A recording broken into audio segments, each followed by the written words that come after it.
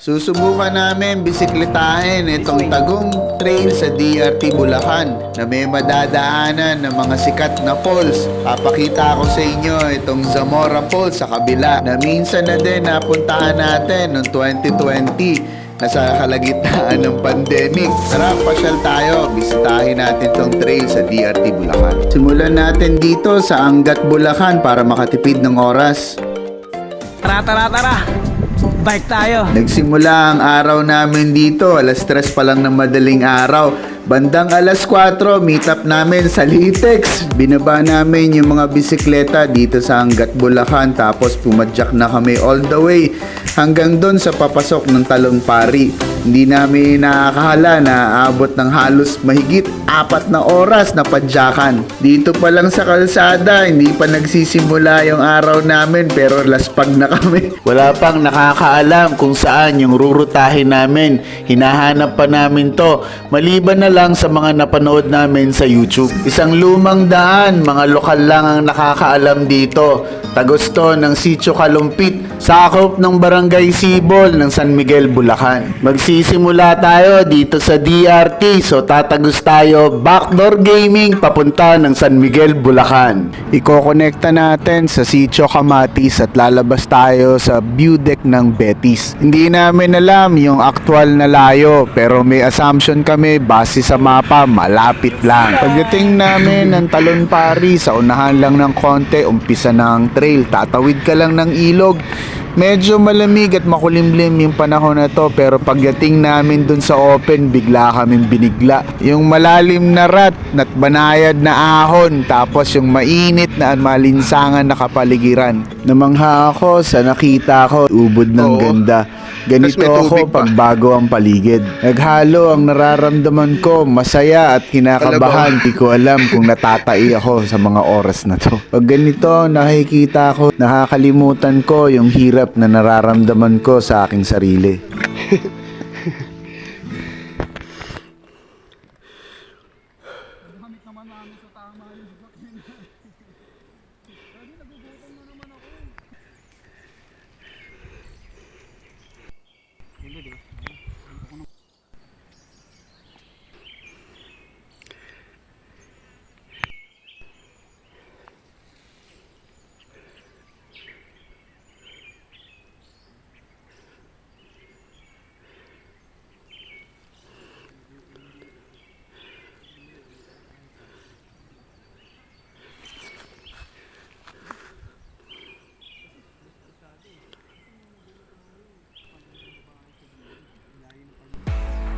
Sa panahon ngayon, mahirap makatagpo ng ganitong klaseng mga kasama, lalong-lalo na sa ganitong klaseng lugar ng mga pinupuntahan. Hindi madali hanapin ang mga ruta na ganito sa mga probinsya, lalong-lalo na yung probinsya na hindi naman natin kabisado. Yung parang hindi tayo dun pinanganak, hindi tayo lokal, dayo. Sa mga oras na to, pinagdarasal namin na sana may tao na umabot sa amin sa kinalalagyan namin. Pinagdarasal ko na sana may makita kaming tao yung hindi kami paglalaroan. Gusto na namin magtanong dito kasi may mga part ng kalsada dito o single track na nagwaway o kaya naghihiwalay, so hindi namin alam kung tama ba yung pinipili naming kalsada.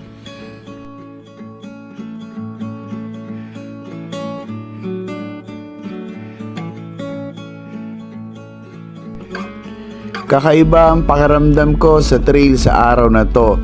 Para bang bago yung sapatos na sinuot mo. Parang bagong sipilyo yung ginagamit mo nung araw na to. Hindi pamilyar yung paligid. Kailangan kong pag-isipang mabuti kung tama ba yung bilis o pepreno ba ako.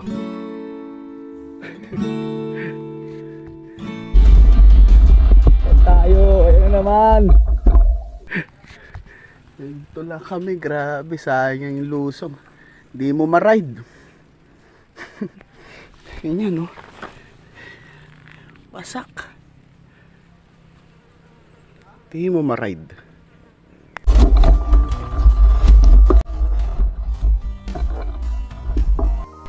Pagkatapos namin lumusong at itulak yung bisikleta, narating namin nitong malapad na kapatagan.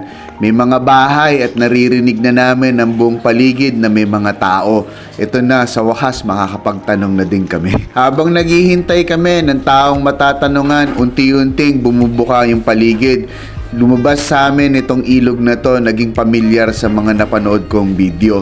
Laking tuwa ko kasi dito, ito yung parte na huling part ng trail dito sa Kalumpit. Unti-unti, bumalik lahat ng aking nararamdaman sa katawan. Naisip ko na anong oras na ba, nagugutom na ako. Huminto muna kami sandali dito para magpalipas ng oras at magpahinga. Nag-decide na din kami dito na kumain ng aming unang tanghalian. Masarap pagmasdan yung kapaligiran habang kumakain kami ng aming tanghalian dito. Unti-unting bumabalik yung pakiramdam ko na parang natatae na nasa lalamunan. Nagtatanong yung diwa ko dito kung malapit na ba o nasaan na kami banda sa trail. Bigla akong naisip na sana may mainit na kape din kami habang kumakain dito sa tabing ilog. Sana malapit lang din yung Zamora Falls at sana along the way din yung papunta ng Beatis View Deck.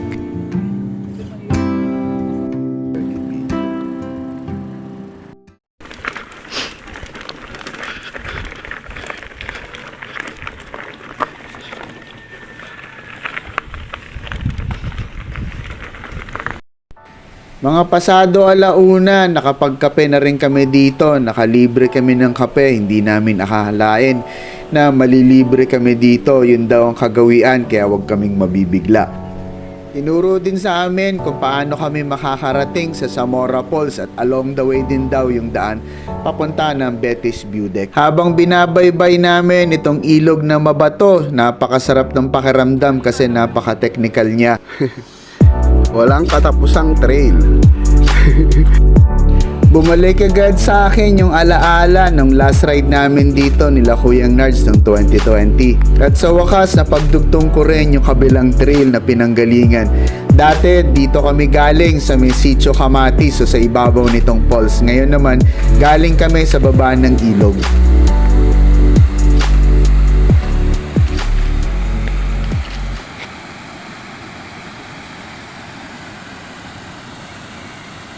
Wala na yung maraming cottage. Pero dude ako, hindi nagkaroon ng maraming cottage.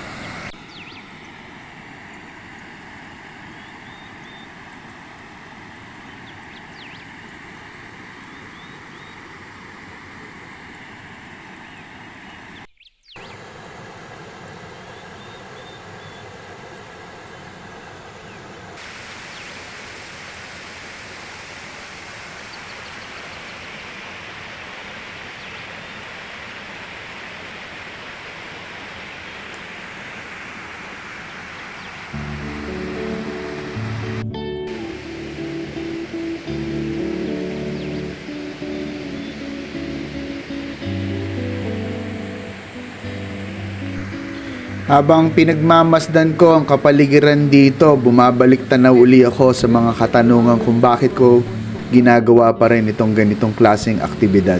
Kaedad na rin tayo, hindi tayo bumabata at hindi habang buhay ay malakas tayo. Maraming trail na malapit lang dito sa Metro Manila, di tulad nito na sa DRT.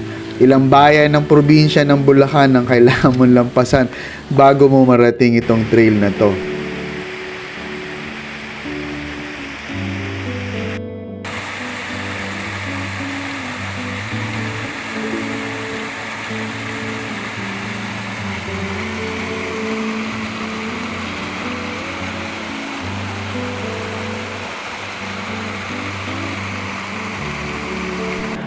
Habang naghahanap ako ng kasagutan dito sa mga katanungan ko, tinitingnan ko yung mga kasama ko. Meron bang kakaiba sa kanila sa ride na to? Tahimik sila, busy sa kanilang ginagawa. Pinipilit namin i-record yung memorya na nakikita namin sa paligid para sa pagdating at paglipas ng panahon ay maaalala namin yung panahon na kung saan kami nandito sa lugar na to.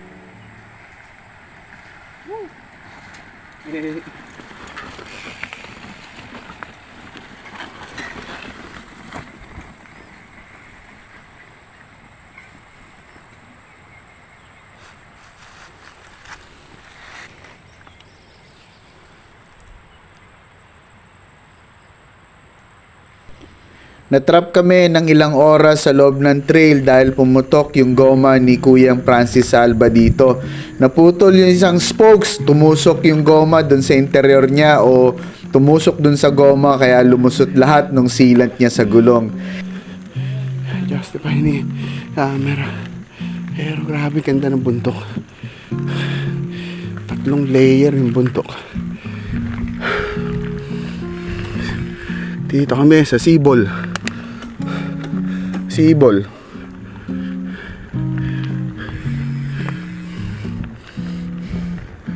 Nagawa yung kalsada. Ito na eh.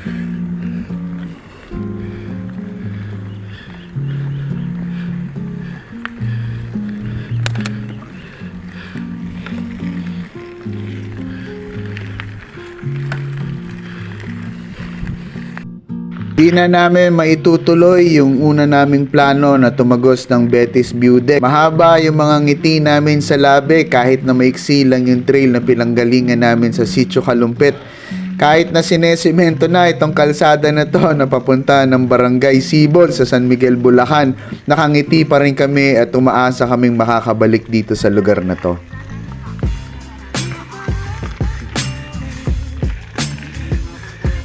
Makikidaan lang po. Ito yung hanap po, yung nahihirapan. Oo, sana. Napakaganda ng lugar. Ano po, baka balik ka agad ulit.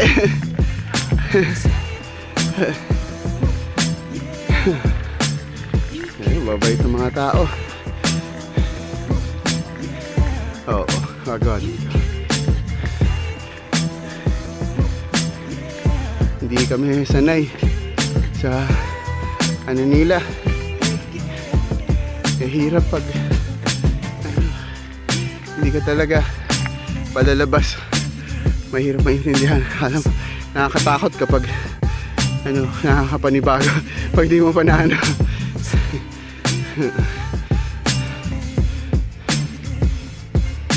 So baka maubos yung ngipin natin. Baba na natin.